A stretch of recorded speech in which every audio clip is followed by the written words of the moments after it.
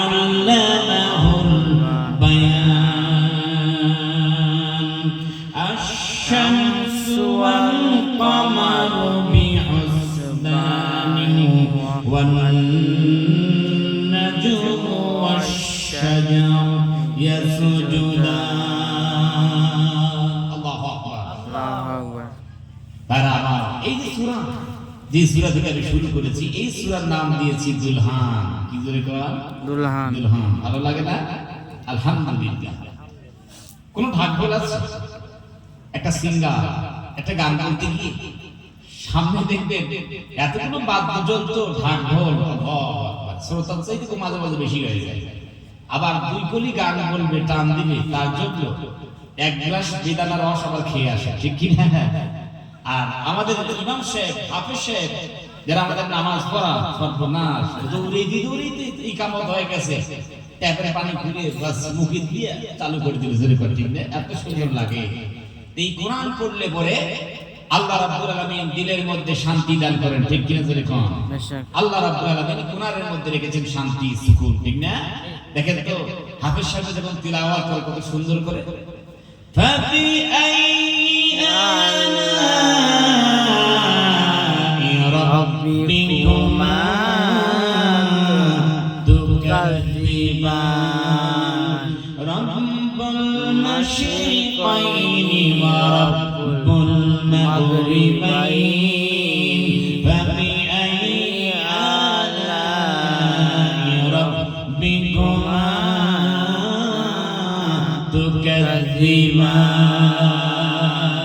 আল্লাহু আকবার, আল্লাহু আকবার। আল্লাহ, এই কোরআনের মধ্যে আল্লাহ সুবহানাহু ওয়া তাআলা জাদু রেখে দিয়েছে, কলিজার মধ্যে লাগে, লাগে না? এত সুন্দর কোরআন, আর আমরা নফল করার জাত, এত সুন্দর কোরআন থেকে আমরা দূরে চলে গেলাম। খাস করে যুবকেরা তোমরা গান শোনো, কি গান শোনো?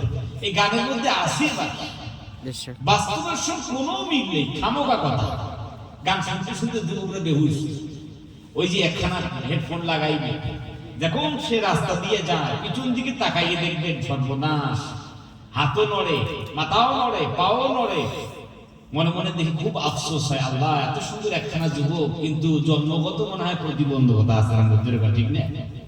হ্যাঁ না?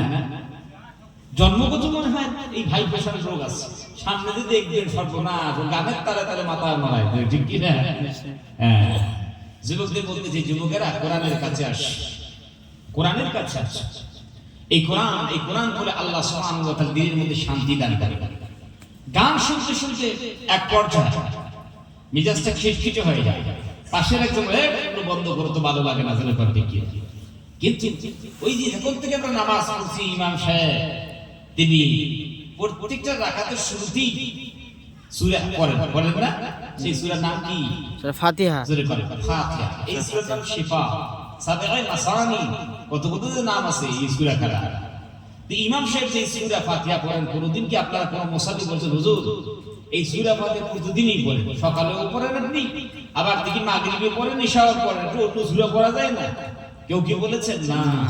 এই কোরআন জীর্ণ হয় না, এই কোরআন পুরাতন হয় না, এই কোরআন কানে বাজলে সরাসরি কলিজা ঠান্ডা হয়, যারা কোন ঠিক কি দেয়। ঠিক। আমরা বাঙালি, আমরা কোরআন দিয়ে ঠান্ডা করতে চাই না, আমরা বলি এক কাপ গরম চা খেয়ে বলি কলিজা ঠান্ডা হয় না, গরম চা দিয়ে আমরা কলিজা ঠান্ডা করতে চাই, যারা কোন ঠিক কি। হ্যাঁ, এমন কায়দা আমরা বাঙালি আছে। আর আমার এই যে কোরআন, যে কোরআন আল্লাহ সুবহানাহু ওয়া তাআলা বিশ্ব নবী সাল্লাল্লাহু আলাইহি ওয়াসাল্লামের উপর অবতীর্ণ করেছেন, আল্লাহর নবী নিজের প্রবৃত্তিকে অনুসরণ করে কোনো কথা বলেন নাই, যা আল্লাহর কাছ থেকে এসেছে তাই বলেছেন। আল্লাহ রাব্বুল আলামিন বলেছেন, সন্দেহ হতে পারে, ওমা ইয়ানতিকু আনিল হাওয়া ইন হুয়া ইল্লা ওয়াহিয়ুন ইউহা। হে পৃথিবীর মানুষ, আমার নবীর যে কথাগুলো তিনি বলেন প্রবৃত্তিকে অনুসরণ করে বলেন না। আমার নবী যে কথাগুলো বলেন নিজের নফসকে অনুসরণ করে তিনি কথা বলেন না। ইন হুয়া ইল্লা ওয়াহিয়ুন ইউহা। আমি আল্লাহ যে মেসেজগুলো পাঠাই, যে বার্তাগুলো আমি পাঠাই, আমার নবী বিশ্ব নবী জনাবে মুহাম্মদ রাসূলুল্লাহ সাল্লাল্লাহু আলাইহি ওয়াসাল্লাম। সেগুলোই কথা বলেন, এই বাড়তিগুলো কথা বলেন। যদি আমার নবী নিজের ব্যক্তিগত কোনো কথা প্রবৃত্তিকে অনুসরণ করে যদি আমার কোরআনুল কারীমে অ্যাড করে দিতেন, সংশোধন যদি করতেন, যোগ করে দিতেন, আর বলতেন এটা আমার কথা নয় আল্লাহর কথা, তাহলে পরে আমি আল্লাহ কি করতাম? ওয়ালাউ তাকাওয়ালা আলাইনা, আমার নামে যদি নবীজি নিজের কথাগুলো চালিয়ে দিতেন, সেই নবীর ডান হাত চেপে ধরতাম, আর ডান হাত চেপে ধরে কণ্ঠ নালী ছেড়ে ফেলে দিতাম। আল্লাহু আকবার। আল্লাহু আকবার। আল্লাহ সুবহানাহু ওয়া তাআলা নিজে বলেছেন, বান্দারে তোমরা যে কালাম শোনো, যে কথাগুলো শোনো, আসলে এগুলো আমি আল্লাহ পাঠিয়েছি, আমি রব্বুল আলামিন পাঠিয়েছি। এই কোরআনুল কারীম যে সূরা খানা পড়েছি, এই সূরা যে দুলহান আমরা বলি, এরা আমার ভালো করে বুঝার চেষ্টা করতে। আল্লাহ রাব্বুল আলামিনের 99টি নাম, নাম কয়টি? 99। আজকে আপনারা এই মঞ্চে আমি বসে যে বয়ান শুনেছি, গতানুগতিক ভাবে আমরা না, মনে করুন আজকে আপনাদের ক্লাস আছে, ওই জন্য কিছু মুখস্থ রাখার দরকার আছে কি রেগুলার করা। আল্লাহর গুণবাচক নাম কয়টি? 99টি। আর একটি আল্লাহ সুবহানাহু ওয়া তাআলার জাতি নাম, সেটা হচ্ছে আল্লাহ। যদি কোন কি? আল্লাহ। এটা জাতি নাম। আর 99টি হচ্ছে গুণবাচক নাম। গুণবাচক নাম আমাদের আছে। আমাদের নাম কত সুন্দর, নাম রেখেছে সাইদুর রহমান, কত সুন্দর নাম ভাইরা আমার। কিন্তু তারপরেও দেখা যায় সমাজে একটা যুবক যাচ্ছে, কিন্তু গ্রামের একজন লোক ডাকছে, কিরে কালটু কই যাস, আছে কি নেই, কিরে পল্টু কোথায় যাও, এরকম আছে না? আমাদের গুণবাচক নাম পড়ে গেছে ভাইরা। আল্লাহ রাব্বুল আলামিনের গুণবাচক নাম কত সুন্দর। আল্লাহ রাব্বুল আলামিন রাজ্জাক, যিনি আমাদেরকে খোরাক দেন, রিজিক দেন, আলিম জানেওয়ালা, কাদির অলমাইটি, সর্বশক্তিমান, গফুর ফরগিভার, মাফ করনে वाला, কত সুন্দর সুন্দর নাম আছে। রব্বুল আলামিন ওই 99টি নামের মধ্য থেকে একটা নাম চয়ন করলেন, এই সূরা শুরুতে একটা নাম, বেশি না, একটা। আর ভাবনার জগতে ভাবতে হবে ওই একটা নাম, এতগুলো নামের মধ্যে এই নামটা আল্লাহ রাব্বুল আলামিন কেন চয়ন করেছেন? রব্বুল আলামিন নবীজির উপর যখন এই সূরা কারা নাযিল করলেন, ডাক দিয়ে বলেন, আর-রাহমানু আল্লামাল কুরআনা খালাকাল ইনসানা আল্লামাহুল বায়ান। আল্লাহু আকবার। আল্লাহু আকবার। পরম করুণাময় আল্লাহ শিক্ষা দিয়েছেন কোরআন, সৃষ্টি করেছেন ইনসান, আর শিখায়া দিয়েছেন বায়ান। সুবহানাল্লাহ। কালকে নাস্তার পরে কইলো গিয়েছে, জীবনে নামাজ কাজা, হজ কাজা, যাকাত কাজা, আজকে মাফ দিয়েছে, সুবহানাল্লাহ, আমরা কাজা করেছি। বারা আমার হুজুর বিষয়টা তা না। আসলে আমরা প্রকৃতিতে হারিয়ে যাই, দিয়ে সুবহানাল্লাহ আলহামদুলিল্লাহ বলতে ভুলে যাই। একটু জোরে বলেন সুবহানাল্লাহ। সুবহানাল্লাহ। এই পাওয়ারও আছে আপনাদের, আলহামদুলিল্লাহ। মানুষগুলো আপনারা খুব ভালো। তো আল্লাহ রাব্বুল আলামিন তিনি আমাদেরকে বায়ান শিখিয়েছেন। কি শিখিয়েছেন? বায়ান। আল্লাহ তিনি শিখিয়েছেন বায়ান। তো বায়ান শিখিয়েছেন, বায়ান মানে কি? বায়ান মানে হচ্ছে স্পিকিং পাওয়ার, কথা বলার শক্তি। এই কথা বলার শক্তি কে দিলেন? আল্লাহ। আল্লাহ রাব্বুল আলামিন কথা বলার শক্তি দিয়েছেন। দেখবেন ওই যে 3 ইঞ্চি 4 ইঞ্চি একটা জিবা, এদিক ওদিক ঘুরাইলেই পরে কত সুন্দর সুন্দর কথা ভেসে ওঠে, ধরে ঠিক না? আলহামদুলিল্লাহ, কত সুন্দর সুন্দর কথা আসে। এই কথা বলার শক্তি তিনি দিয়েছেন, এটা আল্লাহর আমানত। আল্লাহর পক্ষ থেকে আমরা এই আমানত পেয়েছি, কথা বলার শক্তি, স্পিকিং পাওয়ার। তবে এই আমানতের খেয়াল করলে পরে আল্লাহর কাছে জবাবদেহি করতে হবে কিনা, ধরে কম ঠিক।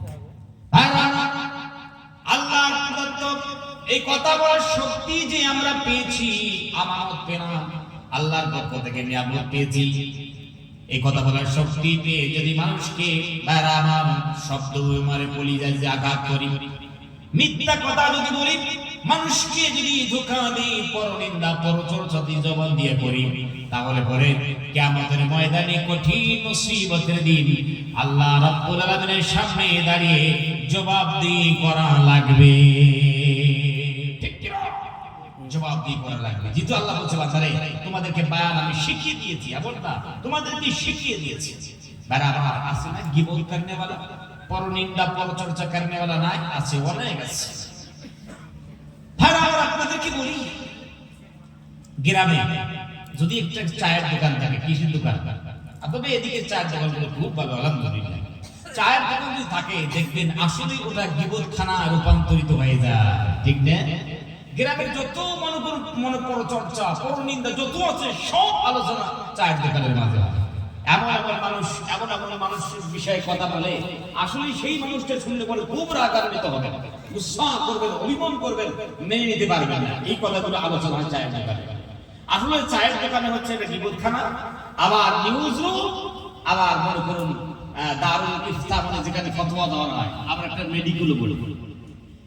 গ্রামে কি হয় আপনি এক সপ্তাহ ছিলেন না, 5 টাকা থেকে একখানা চা নিন, তারপরে দেখবেন পুরো ঘটনা আপনি শুনতে পারবেন গ্রামে কোথায় কি হয়েছে। ঠিক কি জোরে করে অনেকগুলো মানুষের খেয়ে দিয়ে কোনো কাজ নাই, পরনিন্দা পরচর্চা গীবত গিল্লা করে আসলে ওদের কাজ। জোরে করে মসজিদে সময় দিতে চায় না। ইমাম সাহেব যদি বয়ান করতে করতে 2 মিনিট একটু বয়ান বেশি করে, সর্বনাশ, পিছন থেকে আবার ওকে এমন কাশি ধরে, ইমাম সাহেব বলতে চাই কি 2 মিনিট পেরিয়ে গেছে।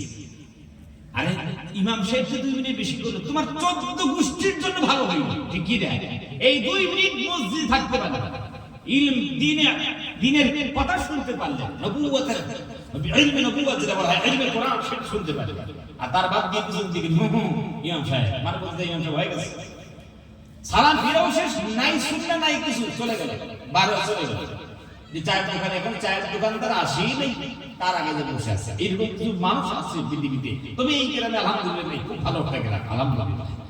ভাই আমার তারপরেও বললেন না, আসলে যে মেডিকেল, আপনি যদি কোনো মানে অসুস্থ হয়ে যান, যে কোনো একটা আপনি আমার কোনো রোগের আক্রান্ত হয়ে গেছেন, শুধু চায়ের দোকানে শুধু ওই কথাটা বলবেন যে আমি আসলে খুব ব্যথা পাচ্ছি, দাঁত আমার খুব ব্যথা করছে, দেখবেন যে 10টা লোক থেকে 10টা লোকই আপনাকে ঔষধ বলে দিবে। জোরে কথা, একটাও খাবার থাকবে না, সবাই ঔষধ বলে দিবে, এইটা করে তুমি ঠিক হয়ে যাবে, ও বলে এইটা করে তুমি করো নাই, কোনো ঠিক হয়ে যাবে। জোরে কথা, ঠিক নেই। আবার যদি নামাজের কোনো একটা মশলা মশাই নিয়ে যদি আপনার সংশয় হয়, ওখানে চায়ের দোকানে বলবেন, সবাই একটা করে ফতোয়া দিবে, সবাই একটা করে ফতোয়া দিবে। জোরে কথা, ঠিক নেই। সব অনর্থক কথা, ভিত্তিহীন, কোন দলিল নেই, কোন দালাল নেই, কোন প্রমাণ। ওই জন্য বলি, এই আল্লাহর প্রদত্ত নিয়মকে যত্রতত্র ব্যবহার করলে চলবে না, বুঝি শুধু কথা বলতে হবে, না হলে পরে আল্লাহ রাব্বুল আলামিনের কাছে ধরা খেতে হবে। হ্যাঁ, ওই জন্য বলি যে এই সূরা আল্লাহ সুবহানাহু ওয়া তাআলা নাযিল করেছেন, তো 99টি নামের মধ্যে একটা নাম দিয়েছেন আর রহমান, নিতান্ত দয়াবান, নিহায়াত রহম করনে ওয়ালা রব। আল্লাহ রাব্বুল আলামিন 99টি নামের মধ্যে থেকে একটা নাম চয়ন করলেন মারসিফুল, নিতান্ত দয়াবান, নিহায়াত রহম করনে ওয়ালা রব। এই আল্লাহ রাব্বুল আলামিনের কাছে মনে হয় মানুষের প্রতি ভালোবাসা দেওয়া, কেন মানুষের সঙ্গে ভালো ব্যবহার করা, স্নেহ করা, মায়া মহব্বত করা আল্লাহর কাছে সবচাইতে বেশি প্রিয়। জোরে বলুন সুবহানাল্লাহ। আল্লাহর কাছে সবচেয়ে বেশি প্রিয় আল্লাহ রাব্বুল আলামিন। ওই চোখ দেখে সুন্দর করে সূরার শুরুতে আর রহমান, দয়া করা, মায়া করা, মহব্বত করা, স্নেহ করা, এই নাম দিয়ে আল্লাহ রাব্বুল আলামিন শুরু করেছে। জোরে বলুন সুবহানাল্লাহ। ওই জন্য আমাদেরকে মানুষের প্রতি দয়া করতে হবে, মায়া করতে হবে, মহব্বত করতে হবে। নবীজি সাল্লাল্লাহু আলাইহি ওয়াসাল্লাম তিনি বলেছেন, জমিনওয়ালার উপর দয়া করে, মায়া করে, মহব্বত যদি করে, আসমানওয়ালা জমিনওয়ালার উপর মায়া মহব্বত করবেন। জোরে বলুন সুবহানাল্লাহ। হানাহানি নয়, কাটাকাটি নয়, মানুষের উপর জুলুম অত্যাচার নয়, রক্ত খরচ নয়, তবে করতে হবে মায়া করতে হবে, মহব্বত করতে হবে, তাহলে আসমানের পক্ষ থেকে দয়া আসবে, মায়া আসবে, স্নেহ আসবে। জোরে বলুন সুবহানাল্লাহ। এটা আল্লাহর কাছে, আল্লাহ রাব্বুল আলামিনের কাছে যদি আমরা প্রিয় হতে চাই, আল্লাহর নৈকট্যশীল বান্দাদের যদি অন্তর্ভুক্ত হতে চাই, তাহলে এবারে কলিজায় রাখা লাগবে দয়া, কলিজায় রাখা লাগবে মায়া, কলিজায় রাখা লাগবে স্নেহ। তাহলে পরে আল্লাহ রাব্বুল আলামিনের কাছে আমরা নৈকট্যশীল বান্দা হতে পারবো। জোরে বলুন সুবহানাল্লাহ। আল্লাহ রাব্বুল আলামিন ডাক দিয়ে বান্দা জানান, আনার রহমান, আমি নিজে দয়ালু, খলাকতুর রহিমা, আমি দয়া মায়াকে সৃজন করেছি, সৃষ্টি করেছি। ওয়াশাকাতুলা ইসমাম মিন ইসমি, দয়া করা, মায়া করা, মহব্বত করা, স্নেহ করা আমি আল্লাহ রাব্বুল আলামিন আমার নাম থেকে বার করেছি। জোরে বলুন সুবহানাল্লাহ। আমার নাম থেকে সেগুলো বার করেছি। জানো না তোমরা? ওই জন্য ভাই আমাদের মধ্যে কর্কশতাকে দূর করতে হবে, হিংসা বিদ্বেষকে দূর করতে হবে, দিয়ে সেই জায়গায় মায়া মহব্বত দিয়া সুন্দর করে কলিজাকে সাজাতে হবে। জোরে কালিম সারা সাজাতে হবে। ইনশাআল্লাহ। এই গোটা পৃথিবী আল্লাহর দয়া এসে, কার দয়া? জোরে কর আল্লাহ। আল্লাহ। আল্লাহ রাব্বুল আলামিন এখন ডাক দেন বান্দারে, ওয়া রাহমাতি ওয়াসিআত কুল্লা শাই। বান্দারা জানো না গোটা যে পৃথিবীটা আছে, এই গোটা পৃথিবীকে আমি আল্লাহর দয়া মায়া মহব্বত যেন বিষ্টন করে রেখেছি। সুবহানাল্লাহ। বিষ্টন করে আল্লাহ সুবহানাহু ওয়া তাআলা দয়া মায়া গোটা পৃথিবীকে বিষ্টন করে রেখেছে। আল্লাহ বলে, বান্দা তুমি জানো না আমি রব্বুল আলামিন তোমাদের প্রতি কত দয়া করি, মায়া করি, মহব্বত করি, তোমরা কি জানো? আল্লাহ রব্বুল আলামিন কোরআন কারীমের আয়াত নাযিল করলেন, ওয়া কাতাবা রাব্বুকুম আলা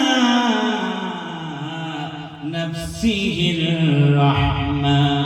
আল্লাহ রাব্বুল আলামিন বলে, বান্দারে বান্দাদের প্রতি দয়া করা, মায়া করা, মহব্বত করা, স্নেহ করা আমি আল্লাহ নিজের উপর ফরজ করে নিয়েছি। সুবহানাল্লাহ। তাহলে বলেন আল্লাহ রাব্বুল আলামিন নিজে বলছেন বান্দাদের প্রতি দয়া করা, মায়া করা, মহব্বত করা, স্নেহ করা আমি আল্লাহ নিজের উপর একটা কর্তব্য করে নিয়েছি। হ্যাঁ আমার করতেই হবে, আমি করবো। বান্দাদের উপর দয়া করবো, মায়া করবো, মহব্বত করবো।